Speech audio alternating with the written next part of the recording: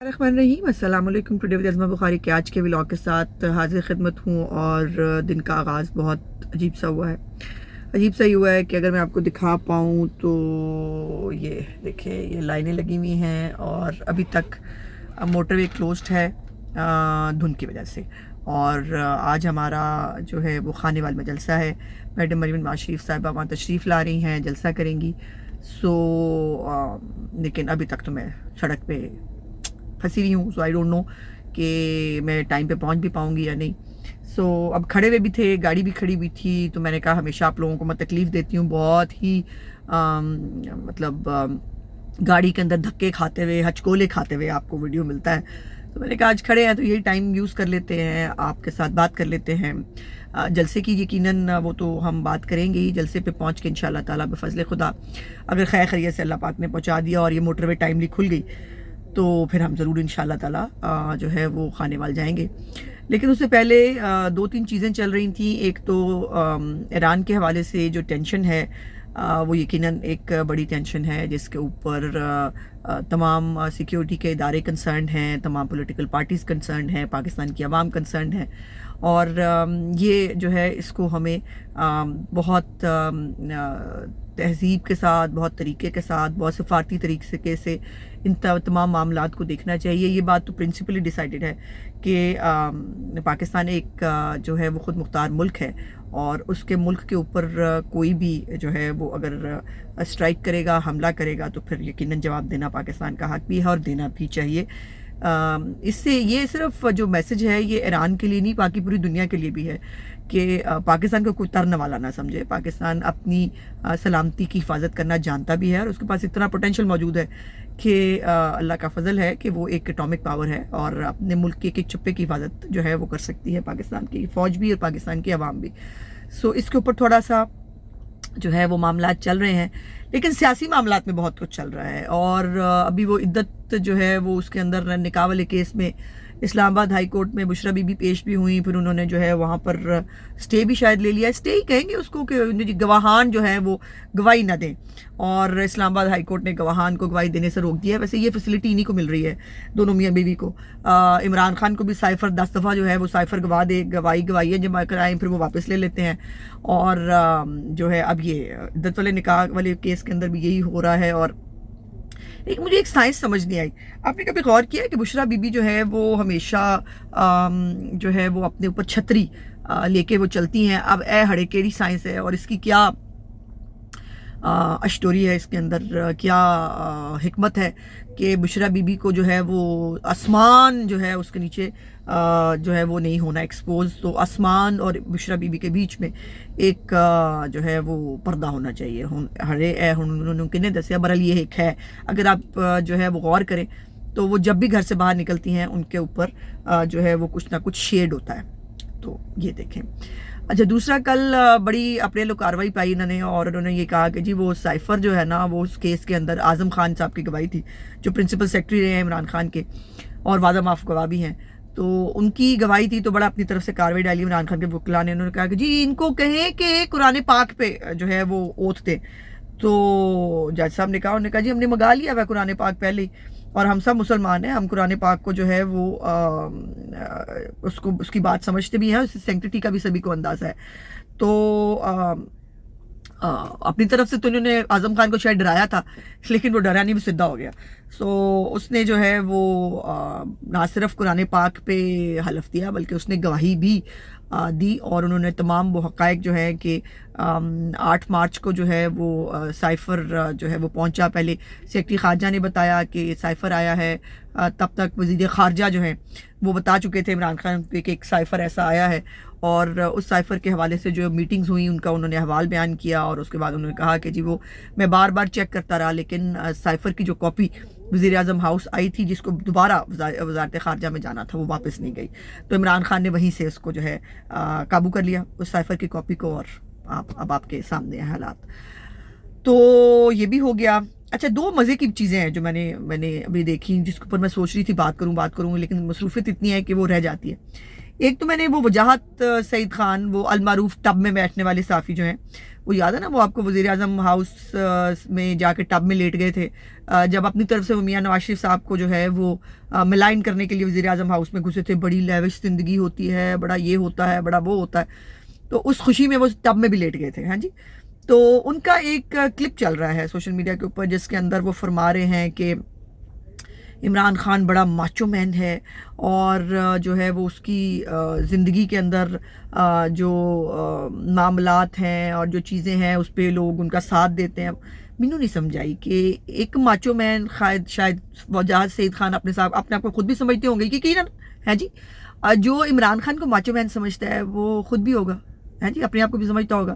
ویسے ہے ان کو کافی غلط فہمی اپنے بارے میں کہ وہ بہت ہی کوئی مطلب پتہ نہیں کیا چیز ہے. اور وہ بڑی مزدار ایک جو ہے وہ، ہاں جی کھلی ہے موٹر وے، موٹر وے کھل گئی، مبارک مبارک. مجھے بھی طاہر القادری یاد آ گیا، وہ یاد ہے نا، انہوں نے کھڑے ہو کر کہا تھا مبارک مبارک، ہم جو ہے وہ پتہ نہیں کیا ہو گیا، تو مبارک مبارک موٹر وے کھل گئی ہے. تو اب تھوڑا سا آپ کو گاڑی چلتی ہوئی اگر محسوس ہو تو اس کو آپ نے مائنڈ نہیں کرنا. اچھا، دوسری بات یہ ہے کہ ہماری ڈان آنٹی جو ہے، اب آپ گیس کریں ڈان آنٹی کون ہے. پہلے تو آپ گیس کرتے رہیں کہ ڈان آنٹی کون ہے جن کی میں نے بات کرنی ہے. ڈان آنٹی کا میں نے کوئی فوٹو شوٹ دیکھا ہے، ہاں کیوں، کوئی انہوں نے ایکٹنگ فرمائی ہے، کوئی ان کا ایک عدد گانا جو ہے وہ ریلیز ہوا ہے اور وہ بڑا مزدار گانا ہے، اور پتہ نہیں آپ لوگوں نے گیس کیا ہے کہ نہیں، میں بتا دیتی ہوں آپ کو. وہ ڈان آنٹی ہے ہماری ریحانہ آنٹی، ریحانہ امتیاز ڈار. ان کا ایک نواں جو ہے وہ گانا لانچ ہوا ہے، ماں پتہ نہیں کیا کر کے. ویسے وہ میں آپ کو بتاؤں، مطلب کہنا نہیں چاہیے، بزرگ ہیں ہماری ماؤں کی جگہ پہ ہیں، لیکن یہ جو گانا جس نے بھی بنایا نا اس نے کوئی مطلب بڑا ہی عجیب سا ہی کام کیا ہے. اب اگر آپ یہ گانا سنیں نا تو اس کے اندر ایک عجیب سا برے سے گانے کی نا ایک فیلنگ آتی ہے، اور مجھے نہیں سمجھ میں آتا کہ یہ گانا کیا سوچ کے بنایا انہوں نے اس کے اوپر. اچھا، اس میں لیکن سب سے اچھی بات یہ ہے کہ ریحانہ آنٹی جو ہیں، ڈان آنٹی، گاڑی میں بیٹھ رہی ہیں، گاڑی سے نکل رہی ہیں، فوٹو شوٹ کرا رہی ہیں. ایسا فوٹو شوٹ یقین مانے مجھے نا اب توفیق نہیں ہوئی کہ ایسا فوٹو شوٹ میں کرا لوں. میں امپریس ہوں، میں اپنی ڈان آنٹی سے امپریس ہوں. لگ ڈان رہی ہیں وہ، یو نو، ایسے یوں کر کے وہ نکل رہی ہیں، یوں کر کے وہ بیٹھ رہی ہیں. اور مزے کی بات یہ ہے کہ بیچ میں ان کے دونوں بگوڑے بیٹے جو ہیں ان کا بھی ذکر ہے. اور مزے کی بات یہ ہے کہ یہ نہیں مجھے سمجھ آئی کہ بیٹے الیکشن نہیں لڑ رہے، وہ بڑے جو ہے مجبور ہیں، بڑے معصوم ہیں، بڑے وہ جو بھی ہیں، لیکن ماں کا الیکشن وہ لڑ رہے ہیں. یہ عجیب 2 نمبری ہے. اور یہ 2 نمبری جو ہے، آپ پتہ پی ٹی آئی کا بندہ اور 2 نمبری نہ کرے، یہ تو ممکن نہیں ہے نا. تو یہ 2 نمبری چل رہی ہے ان کی. سو اس کے اوپر جو ہے وہ ریحانہ آنٹی نے فل فلیج فلم چلائی بھی ہے. اور ڈان آنٹی جو ہے، میں اللہ کرے یہ گانے گونے دیکھ کے کوئی ڈان آنٹی کا جو ہے وہ پلا ہو جائے.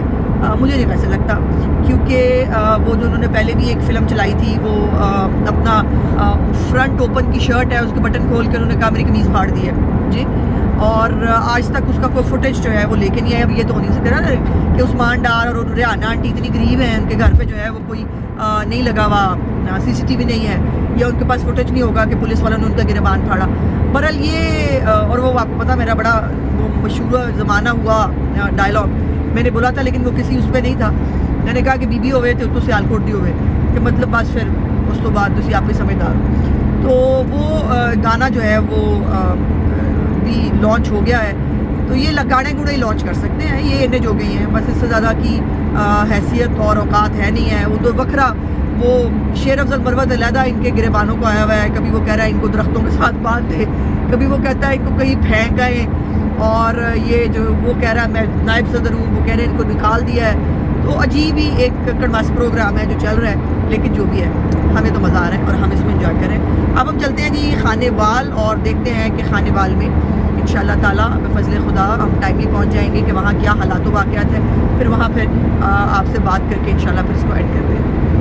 سو الحمدللہ بہت اچھا جلسہ جو ہے وہ کامیابی سے اختتام کو پہنچا، اور ایک خانے وال جیسا چھوٹا شہر جو وہاں پر جلسہ کرنا اٹ سیلف ایک بڑی بات ہے، بیکاز لوگوں کو چھوٹے شہروں کے اندر لوگوں کو بڑے بڑے لیڈرز کو اپنے بیچ میں دیکھنے کی عادت نہیں ہوتی، اور مریم نواز صاحبہ کا یہی پلس پوائنٹ ہے کہ وہ ہر ایک ہوتا نا کہ جو چیز نئی ہے جو کسی نے نہیں کیا وہ کرتی ہیں، اور بڑا رسپانس تھا، اتنا چارجڈ کراؤڈ تھا، اتنا رسپونڈ کر رہا تھا ایک ایک جملے پہ میڈم کی. سو اور تقریر جو ہے وہ ان کی ظاہر ہے ایک جو بار بار لوگ پوچھتے ہیں بیانیہ کیا ہے، بیانیہ کیا ہے، اس کو انہوں نے بڑا اچھے سے ایکسپلین کیا کہ ہمارا بیانیہ ہے خدمت کا، ہمارا بیانیہ ہے کارکردگی کا، ہمارا بیانیہ ہے لوگوں کی زندگیوں کے حالات بہتر کرنے کا. اور جو ایک لیڈر جس نے اس قوم کو لیپ ٹاپ دیے، جس نے اس قوم کے بچوں کو جو ہے وہ آگے بڑھنے کے موقع دیے، دوسری طرف وہ گیدڑ. اچھا میں آپ کو دکھانا چاہتی ہوں ذرا یہ جلسہ گاہ کے باہر کے حالات جو ہے نا، اگر میں آپ کو دکھا پاؤں. یہ دیکھیں، یہ میں جلسے کے باہر سے گزر رہی ہوں اور ابھی بھی یہ جلسہ گاہ کے باہر ایک جلسہ ہو رہا ہے. دوسری طرف بھی خیر سڑک کے یہی حال ہے، لیکن یہ میں آپ کو کچھ جو ہے وہ تھوڑا سا یہ دیکھیں میں دکھا پا رہی ہوں آپ کو. تو انہوں نے جو ہے وہ 8 فروری کے انتخابات کے لیے اپنے حالات کو، اپنی جو مستقبل ہے اس کو بہتر کرنے کا وعدہ لیا، اور انہوں نے کہا کہ آپ 8 فروری کو شیر پہ مہر لگائیں گے. بلکہ یہاں تک کہا کہ میں کہوں گی کہ مجھے لکھ کے دیں کہ خانے وال میں کس کس چیز کی کمی ہے تاکہ جیتنے کے بعد وہ پوری کی جا سکے. اور ویسے میں آپ کو ایک بات بتاؤں، مجھے مریم نواز آج وزیر اعلیٰ لگی ہے. اللہ کرے میری یہ بات پوری بھی ہو جائے اور پارٹی جو ہے وہ ان کو یہ عہدہ جو ہے وہ سنبھالنے کے لیے حکم کرے. تو پاکستان کی اور بلکہ پاکستان کی تاریخ کی پہلی خاتون وزیر اعلیٰ جو ہے وہ پنجاب میں تو ہونی ہی چاہیے، اور مریم نواز جچیں گی بھی بہت. پھر آج کا ولاگ دیکھنے کا بہت بہت شکریہ. انشاءاللہ اگلے ولاگ میں آپ سے بات چیت ہوگی. میرے چینل کو لائک، سبسکرائب اور شیئر ضرور کر دیا کیجیے. خدا حافظ.